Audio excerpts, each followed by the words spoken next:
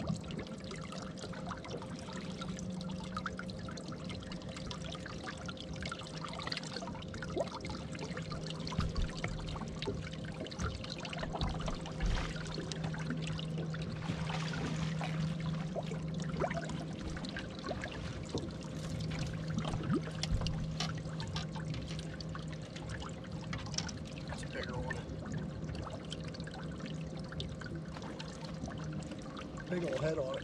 Thin. Look how thin she is.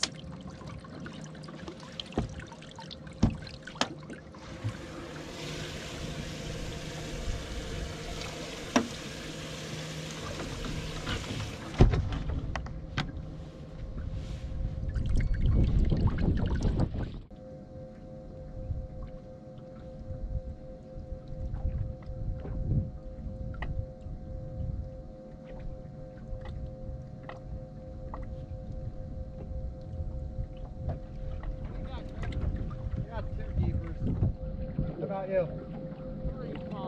Yeah, I got one that's alright, but it looks like it should be a post spawner. It's disgusting looking.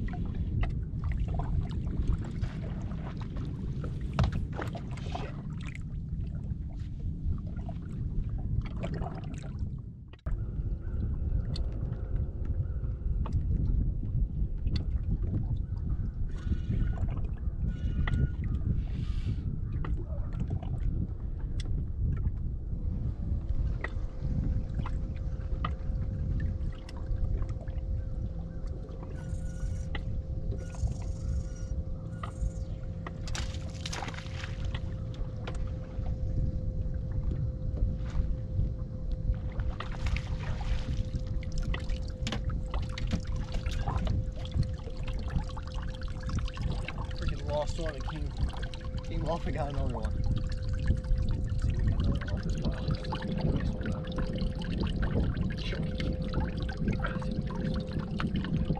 Hayabusa hook. How you get them on?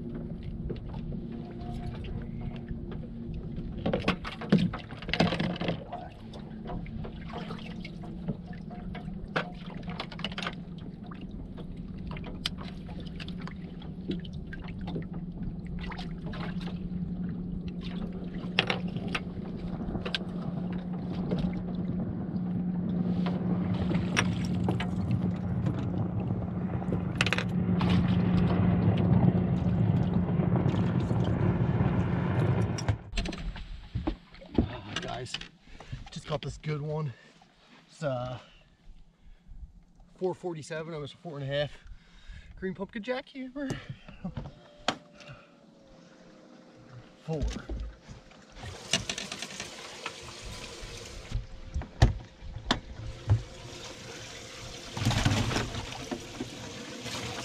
Nice little cull right there.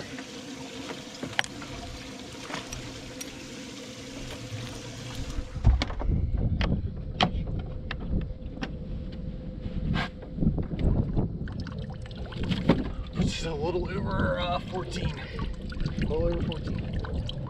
Good time.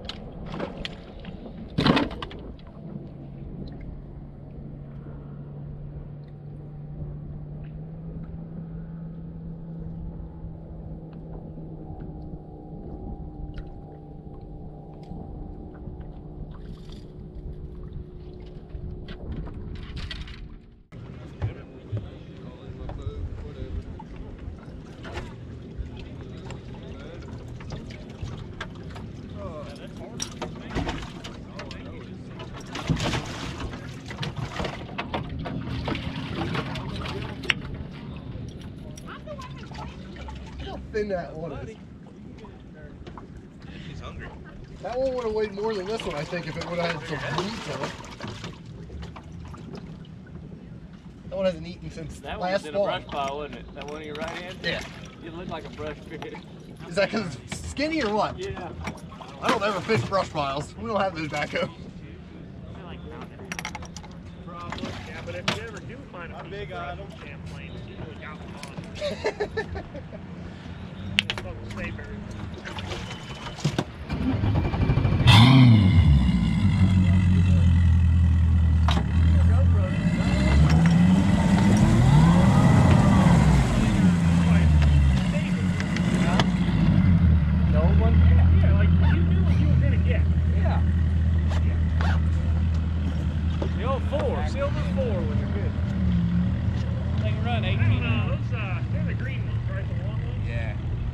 Had any issues